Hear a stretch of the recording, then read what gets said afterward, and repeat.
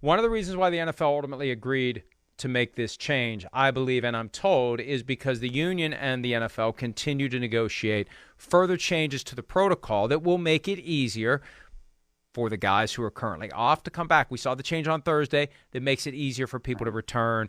I think more could be coming. And there are two big things out there. One is that a player who is vaccinated, asymptomatic, and positive can still play.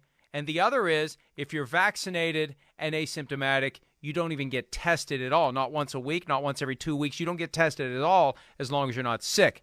Those are starting to take root. I give you, as support for that, first, Bruce Arians, the Tampa Bay Buccaneers coach from earlier today. Here he is at his press conference. What are your thoughts on that, kind of lowering the threshold that would allow players to get back out on the field better or quicker? Do you think that's a better move, or are you concerned about that at all? No, I'm not concerned at all. If you're asymptomatic, you should be able to play. It's that simple. And Miles, we've been saying it for weeks. I've been saying it. There's no evidence of transmission during games. Look at the stadiums. Look at the stands. Look at the fans. Packed together. No evidence, no suggestion, not even a whisper, not a hint, not a whiff. And I know there's people out there in the media that would love nothing more than to report on outbreaks at these open-air stadiums where you see thousands of people sardine canned. Somebody would be reporting that if there was some mass outbreak due to presence at college and football, or college and professional, both are football, college and professional football games. So that just bolsters the idea, which the NFL has believed all along. It's not going to get transmitted from one player to another during a game.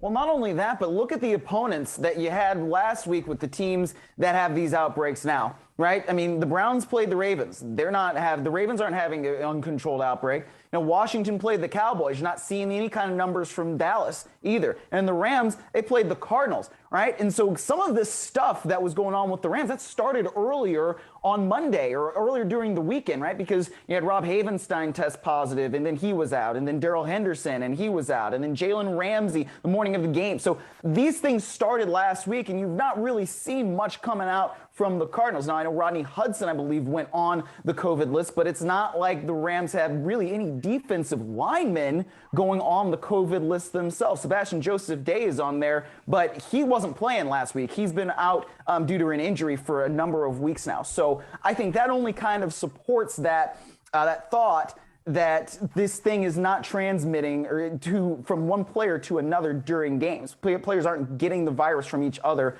during games. And we saw that same kind of thing last year when we didn't even have vaccines yet. So being in an open air stadium, and being outdoors, it seems to really, really help. And even being in a dome, because the domes have state-of-the-art ventilation. There are systems in place to protect against a potential aerosol terrorist attack. That's been a development of the past 20 years. Every dome stadium can get the air out quickly and fresh air in. That's how they operate. There's been no reporting, no anecdotal evidence, no statistical evidence, nothing to support that there are virus transmissions happening in those settings, and there's no reason to believe it happens during games. So if you're positive, if you're asymptomatic, and you're vaccinated, you should be able to play, and we may be heading in that direction. We also may be heading in the direction of, as I mentioned, if you're vaccinated and you're asymptomatic, you don't even get tested. Here's Cowboys owner Jerry Jones from earlier today on 105.3 The Fan in Dallas on that point. I think that we will get to a point probably this week that we'll only test if symptomatic. That's if you've been vaccinated, and that's a good thing. Test when you're symptomatic, and that's it. I think we've about gotten to a point where the Players Union and the league are on the same page to get that done. Now, there will be stepped up protection because of this, quote, outbreak we're having right now. And so you'll have a mask, you'll have more separation than we've had the early part of the year. You will have certainly less group congregation, and you'll have more restriction, or you'll ask your players to exercise more discretion away from the practice or away from the team.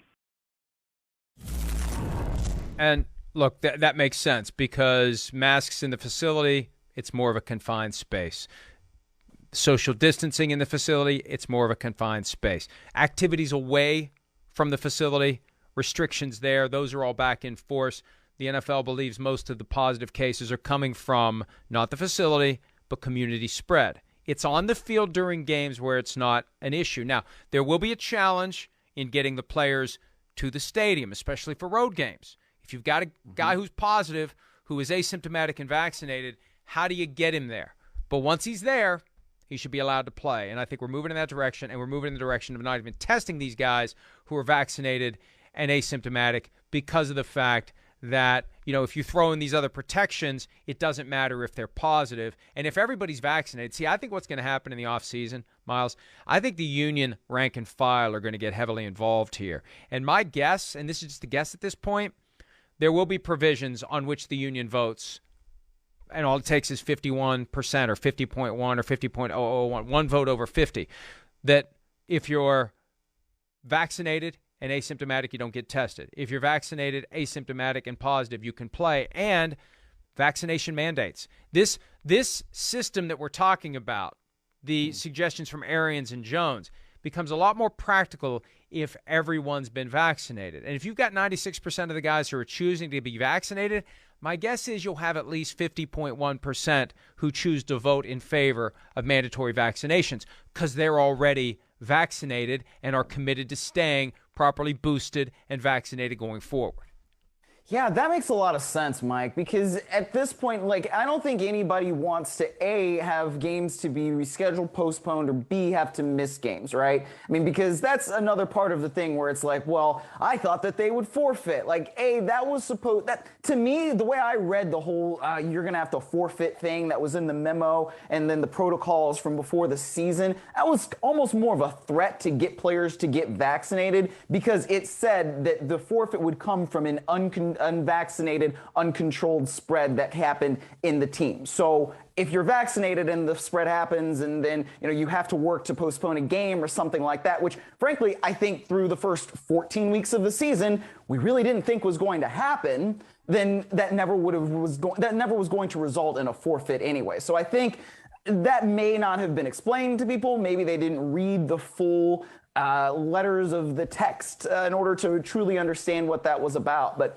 if they do go in the direction of a vaccine mandate, it would make a lot of sense, just because then you wouldn't have to worry about the constant test. You wouldn't have to worry about it weekly, right? I mean, if that's the way they go, and then they say if you're asymptomatic and you're vaccinated, you don't have to test at all. I mean, it makes a lot of sense to me, because as long as the players are okay and as long as they're not really risking anything that, in their health, I think it just makes sense for them to be able to play, because certainly they want to play. And if they're healthy, then maybe they should be out there. I mean, because we've been talking about it, right? Many of them that would probably test positive on Monday were probably positive on Sunday. So, I mean, if that's the direction that we're heading, then the direction makes sense to me. As to the issue of forfeits, I'm glad you mentioned that, because that was one of the sticks. There were carrots and there were sticks to get guys to get vaccinated. All these that you only get tested once every 2 weeks. It became once a week. You don't have to wear a mask in the facility. You can go wherever you want to go. If you're not vaccinated, you're stuck with all of these restrictions. You can't go away during your bye week because you got to be tested at the facility every single day. All of those things were incentives to do it, and the threat came with the memo that said if games are canceled due to a virus outbreak among unvaccinated players, the team with the outbreak will forfeit. That was what got a lot of people's attention. And they're never going to do that. I know people were arguing today, and the Raiders were suggesting, some of the players, hey, they should have to forfeit. No, that's not how it works, because there's no way you can prove that the Browns outbreak originated with or was caused by unvaccinated players. All the vaccinated players are the ones who are positive, and most of them are perfectly fine. This is a different issue altogether. But here's what would happen, and this is the easy response to guys like KJ Wright and Casey Hayward, who don't like the fact that the game has been postponed. Would you like it if the game is canceled? Because if the game is canceled, you don't get paid. That bridge was crossed last year. That agreement was made between the league and the union at the height of the pandemic. For any games not played, the players don't get paid. paid, period. And you only play 16 games and you get winning percentages determining playoff position. That's immaterial to the idea of whether or not guys are getting paid. But for the Raiders players who may be unhappy right now about the prospect of playing the game on Monday instead of Saturday, it's better than not playing it at all, because if you don't play it at all, you don't get your game check. And that's what people need to remember. There aren't going to be forfeits, but if games are canceled, guys aren't getting paid. Exactly. Yeah. And I think that they'd be even more upset if all of a sudden they realize, oh, look, we have a win. Isn't this nice? We're 7-7. I don't get my paycheck? What? Like, that would be my response. Because I don't know, Mike. But even if I do all this stuff, I do all the prep work, and, for some reason there's no show on any given day, I still want my paycheck. So, yeah, I don't think that anybody wants to not get paid for any reason. So hopefully somebody explain that to them. Hey, that's one of the most significant aspects of the agreements made by the league and the union that still linger and haven't been utilized yet. See, it's not on anyone's radar screen because it hasn't happened. Games haven't been canceled. So, and I understand, look, this is one of the realities of having social media, the ability to vent any and all frustrations instantaneously on your cell phone device. I get it. And a lot of times the things that the guys will tweet, 5-10 minutes later, they feel better. Just the act of saying it makes them feel better. But when you take a step back and you look at it, yeah, hey, we'd prefer to play the game Saturday, but we're happy we get to play the game at all. Because if they had pulled the plug on this, if the Browns were completely wiped out and the game couldn't go forward, and there's no tracing it back to unvaccinated players as the cause, we don't get a win, we don't get a dollar, we get nothing. Right. So, yeah, I'm fine with Monday night. If it means not getting paid, I'll find a way to deal with being inconvenienced by playing the game 2 days later. Hi, I'm Mike Tirico, and thanks for watching. Make sure to hit subscribe for the latest news and highlights from NBC Sports.